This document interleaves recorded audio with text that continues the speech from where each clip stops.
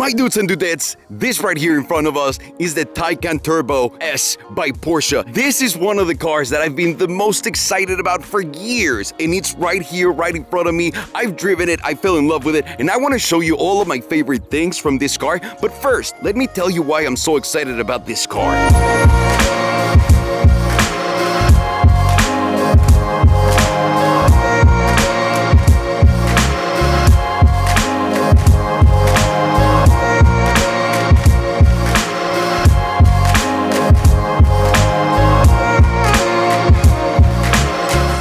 Why I'm this excited is honestly, they tell you do not meet your heroes because you will be disappointed. 5 years ago, on one of the first, if not the first, let's talk about cars here, we talked about this car and it was called the Mission E, and it was supposed to revolutionize the game, and it was bringing a new thought into the electric car market. It's been a very exciting progression seeing the car go from an idea into a reality. I love that Porsche and VW group went above and beyond. After Dieselgate, VW had to make up for all that disaster, and what they did is they created the ID brand for Volkswagen. They put a lot of money and infrastructure into their full electric car operation. And then they go and say, Porsche, hey, you are the best engineering in the fucking world, period. How about we acquire Rimac, who's a fucking genius, my boy Mate, one of the brightest minds out there in the car world. Why don't we acquire 10% of Rimac, use their technology, and start building these cars together? Now, I'm not entirely sure if this car specifically is 100% of a collaboration with Rimac, but I gotta say, just having that in the roster really makes me happy. This is the first time I'm driving the Mission E, now called the Taycan. And I gotta say, guys, I'm in love. There's so many differences between this and a Tesla, and I'm gonna get to every single one of them, but I think it's very important right now, at the moment and stage that we're at. The biggest fucking engineering company in the world, VW/Porsche, made this car, and not just as a car, as a statement. In a world of cars that's completely saturated of amazing cars that are just getting better, but nothing really new has come out, this is really a breath of fresh air. This is something like you haven't seen before, and I'm gonna get to it right now.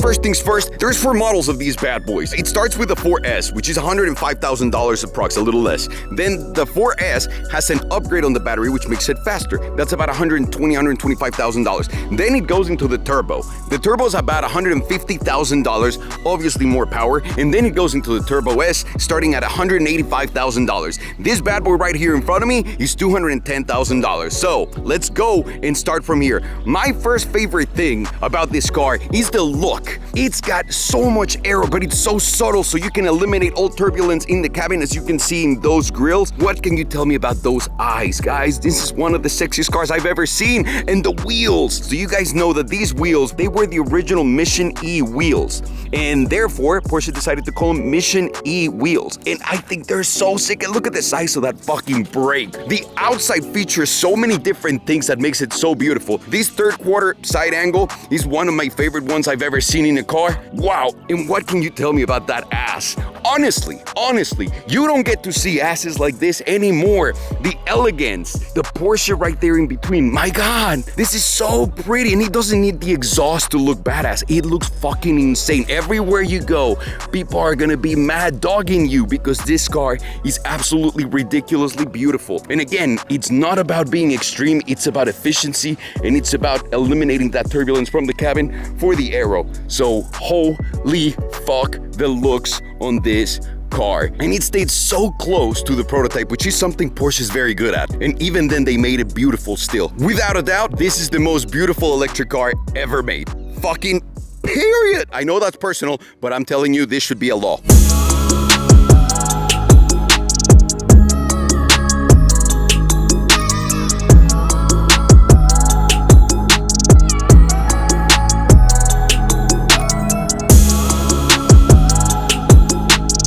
Because this is an electric car, it's got a couple of gadgets like any other electric car that make it so fucking cool. And we're gonna start from the outside, real simple. You guys see these ports? And it's got another one on the other side. All you need to do is slide your hand like this, And that shit goes up like that. That is the coolest door you've ever seen. You want to close it? All you gotta do is swipe it the other way around and fucking bam. Dude, that is so fucking sick. And the other thing it does, it's kind of like what Tesla does, but this looks so much better and clean. You're gonna get close to your door, you're gonna put your hand right here, and the doors are just gonna come out like that. Then you're gonna close your door. You wanna lock the car, all you need to do is press that in, boop, and then the car locks from the outside. Ha! I love that. And the third thing from the outside, even though it's an inside feature, but it's an outside thing, let me show you the frameless windows. Yeah, it's a little bit of a pain in the ass because the back window doesn't go all the way down because of the design. It's not for safety, it's just the design. But I love frameless window cars. Grand Coupes, these are the shit right now, the hottest cars in my favorite line of design.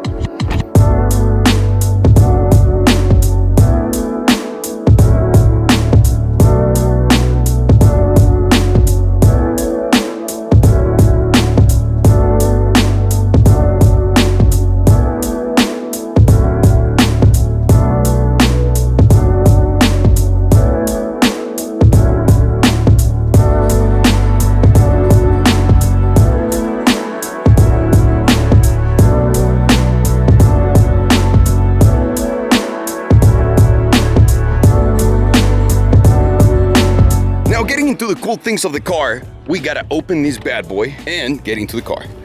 Now, first things first, you're gonna see your dash is a huge screen, and you might think, wow, that's just a regular screen like any other car. That is also a touch screen, and I'm gonna show you guys. But first, the most exciting thing about this car, and this is a weird thing because Teslas just know when you get in, this has an actual start button. You're gonna put your foot on the brake, and then you're gonna press that button, and the car's gonna come alive. Now, how cool is that? And also, the touchscreen, it looks like a regular screen, but again, it's a touchscreen. All of your lights are right here. You see that? What the fuck? I've never seen a touchscreen that's a partial touchscreen. So you can kill your traction control right here. You just press it until it lets you know that you can do that. Your suspension is right here, so you can make it sportier, comfort, whatever you want. Also to take the car up and down, and this is a little shortcut. So you have a little bit of modern right there, which is something you don't get to see, something new, a partial touchscreen on your dash. One of the first things that I realized when I was driving the car, by the way, no one told me this, I found it online, these vents don't fucking move at all. So you can do everything, but this is a first too. This is something that I really love. You can go diffused, and then that's gonna point it at somewhere that's not your face. Then you're gonna go focused, and that's gonna go immediately into your face, and I already feel how cold it is. Or you can go individual, which is fucking incredible, and then you can point exactly where you want that stream to go. And I know a lot of people are gonna complain about this, but fuck, technology is incredible! Another thing I bet you've never seen before is a touchscreen that you don't even have to touch because you got another touchscreen right here. And then whenever you want to move somewhere, all you need to do is grab your finger right here and then look at me.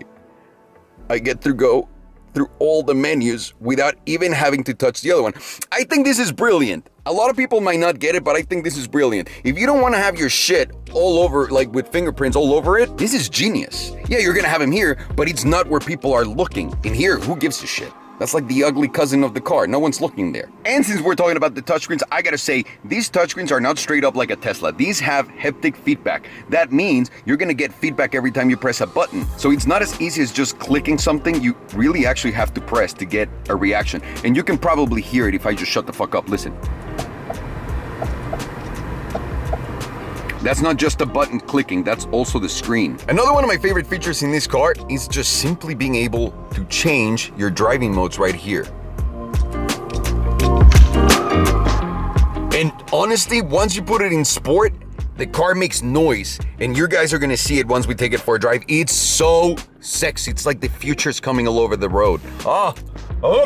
And also, you can turn on the sound for the car right here, just on the car menu. You can just turn it on and off.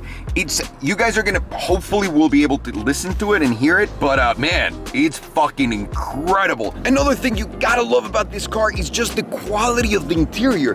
Everywhere you look, from the carbon fiber to the leather to the steering wheel to the seats to the Alcantara, all over here. Even that panoramic sunroof, which by the way, I 100% think it's just to make the car feel like it's bigger than what it is. And All of it put together, it's a real Porsche. It feels and it drives like one, which is unfucking real. By the way, you can get the car with that seat in the middle, just so you all don't think it's a 4-seater. But it's still kind of tidy back there.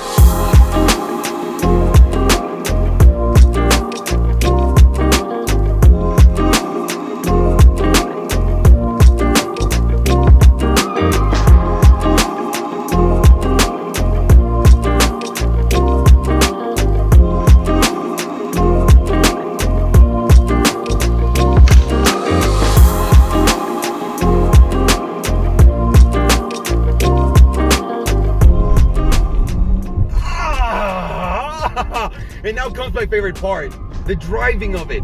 And I gotta say, this is where really the option came about. This is not a fucking electric car that's also a Porsche. This is a Porsche that made the car better by becoming an electric car, but doesn't fully go all the way with the gimmicky shit that Elon Musk has gone with Tesla, for example. So what does the car do really well when you're driving it? Number one, I mean, you saw the size of those brakes? Well, guess what? They fucking really work. The other thing that is incredible in this car is the acceleration. And that is because the car has 2 gears instead of 1 like the Tesla. Tesla only has 1 gear, therefore peak torque is achieved immediately. So the Tesla might go quicker from 0 to 60, but right after 0 to 60, this thing is just gonna eat it. And let me tell you something, the acceleration in this thing knows absolutely no fucking stopping. I'm gonna get in Sport Plus, foot on the brake, and show you guys. I'm gonna do a launch control. And you can do as many of these as you want, and the runway, like honestly, you just get to an incredible amount of speed, and there's like no sight of it slowing down. There's no space enough. I already did it on the freeway, and I just got to other cars. I've done it in private roads, and you just run out of runway. This car really accelerates like a motherfucker. And what can you tell me about that noise? The sound of the future, making that noise in the car. You can turn it off or on, but I think it's so sexy. I love when the neighbors roll around in theirs, because some people where I live have these, and you can hear them. Like, it sounds like the future is coming at you, and that is fucking incredible. And last but not least, the way this drives, the way it feels like a Porsche. The difference between the Tesla and this, for a lot of people that might not understand, number one, steering. The steering is, this is a really well-balanced fucking car. This is not all over the place. It doesn't feel like you accelerate and then the car wants to go like this. It feels aggressive. The torque vectoring is much better. The car has rear wheel steering, and that makes it feel so small. It feels like the 918, it feels like that tiny. It's incredible. You can place the car anywhere you want, and it doesn't feel heavy at all. Look, how is this a fucking electric car? Can you please explain that to me? This is incredible. But of course, it does have a couple of downfalls. And just like everything else that's new, it comes with a couple of things that you wish they could be better, and here's a couple of them. Number one, the practicality. Even though it's a big car, and yeah, you can use the back seats for it, there's really not that much room either on the front, and let me show you. That is the smallest thing I've ever seen. That's what she said. Oh my God, that's what she said. But really, come on. That's really tiny. And then the one on the back, this is also not that big. You can't even fit like a big suitcase to go to the airport in here. So practicality-wise might not be the greatest thing in the world, but look at the way it fucking looks, and it's so fast. Oh.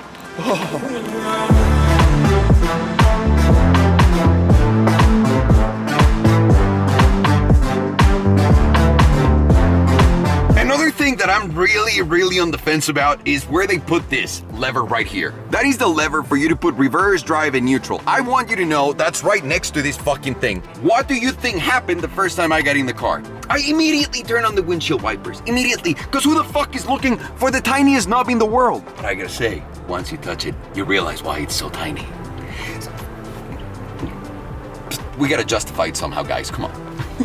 The other thing is, you're paying so much money for the car, and really the back, it's a little bit tight. Yeah, I know that this alleviates a lot of that problem. You guys know I'm not a tall dude, I'm 5'11", and look at me. I can't imagine going to Vegas in this. This is legitimately a sexy-ass Grand Coupe for you and your wife, you and your date, to go somewhere. Not really like a, let's go on a fucking picnic trip or some shit like that. I don't know what fucking people do anymore. Child locks. Maybe we should have people here supervising what I'm doing. Interesting. All right, let's try to figure this out.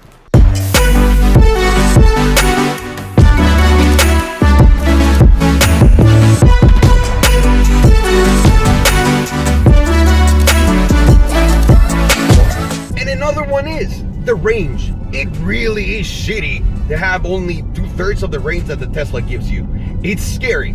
It's not the greatest out there for what you're paying for. If you're buying a Model S, you can basically get 400 miles on a charge. This doesn't go that far. This goes, I think, about 300 miles on a charge, and that's what they say. I picked it up full and it's already at half, and it's making me nervous because I gotta go bring it back to the fucking dealership. So I think that, and also the fact that the price is so high on the Turbo S, which is the really fast one, which is what the Model S, the crazy one, offers. I think it's too expensive for you to justify buying an electric car. But at the same time, I want to say that even though it might seem expensive, this is a baller car. This is a different type of car that enters a new arena. This is the first time I've gotten in a 4-seater, including the Rolls Royce, where people look at you and go like, what in the fucking fuck, sir?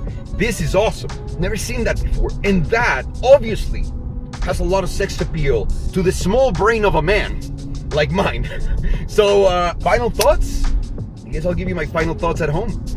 All right, it's verdict time, and most of it is, are you gonna buy one? Because I'm not a fucking car reviewer and everybody knows that, no one takes me seriously. Am I just gonna buy the car because I like it? And here's a moment of the truth. Let me break it down very simple for everybody that's wondering what the fuck this car is compared to a Tesla, for example. Let's just say, Tesla is when the iPhone came out. And people embraced it immediately and loved it, and it was gimmicky and it was stupid. But other people said, that is stupid. I still need a keyboard. And BlackBerry at the time responded to the iPhone with another touchscreen phone, but with a keyboard, so that people would feel safe. So that it wasn't really like a touchscreen experience. It was more of a still of a phone, but you could do the touchscreen. So it was a little bit of that. I think right now this is exactly what we're seeing. Don't get me wrong, this is a very exciting car. This is one of the most exciting cars I've ever fucking driven in my life. No question about it. The way it accelerates, the way it drives.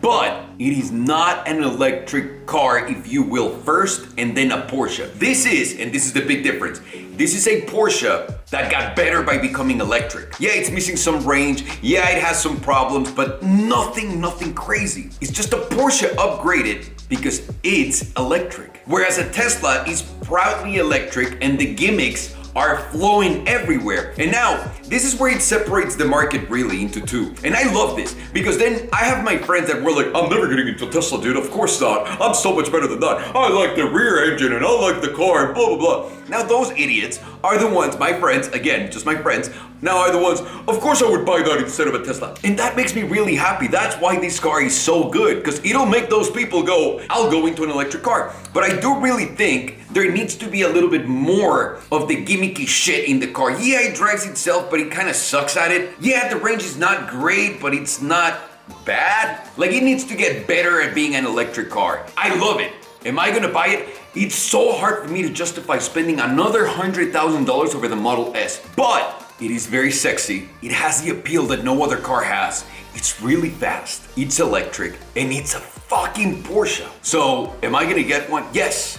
I just need to figure out exactly what model. I might end up with a Turbo S. I'm not saying that's completely out of the question. It's hard for me to imagine that the Turbo S, being what it is right now and so expensive, is that much better than the 4S with the upgraded battery motors. If that's the case, then I'll go with the 4S. I'm not a guy that has to have the biggest badge on a car for it to make sense, because as my daily, this won't work, but this will work as a sexy ass car to take my wife somewhere around the area. This is not a car that you're gonna take from here to San Francisco, but it's a car you're gonna take to the best restaurants in LA, go to Canyon Drive, and then come back home because you need to charge it again. I loved it.